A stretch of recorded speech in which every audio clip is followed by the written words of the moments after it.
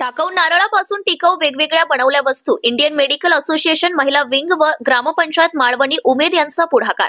टाकाऊपासून टिकाऊ वस्तू बनवणे प्रशिक्षण वर्ग माळवणीमध्ये उत्साहात साजरा.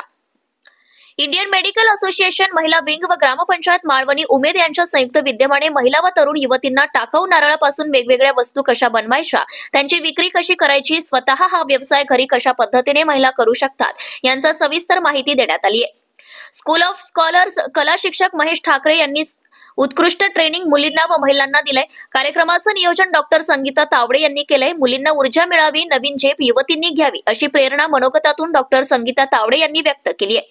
तर कार्यक्रम यशस्वी करण्याकरिता मनीषा काटे भोसले, दीपाली जामुनकर, धनश्री उरकांडे, शुभांगी चांदोरे, रुपाली गणेशकर, आकांक्षा काटे, ज्योत्सना भोंडे, जया उरकुंडे, जया ठाकरे, शुभम कांबळे, हरिभाऊ भोंडे, शीतल कुरटकर, तर यावेळी उर्मिला जामुनकर, ज्योत्सना शेंडे, उषा शेंडे, गायत्री झाडे, श्रद्धा झाडे, साक्षी वाडगुडे, अंजली फुलकर, माधुरी भोंडे, यशस्वी दिगंबर, खुशी अवसरे, समीक्षा वानखेडे, सिया मुंड, प्राची ठाकरे, तनुजा शेंडे व इतर पुरुष, महिला व मुलींनी सहभाग घेतला होता. Bureau reporter Sushil Hatwar, Navswarajya news प्रतिनिधी, Yavatmal. Subscribe now and press the bell icon. Never miss an update.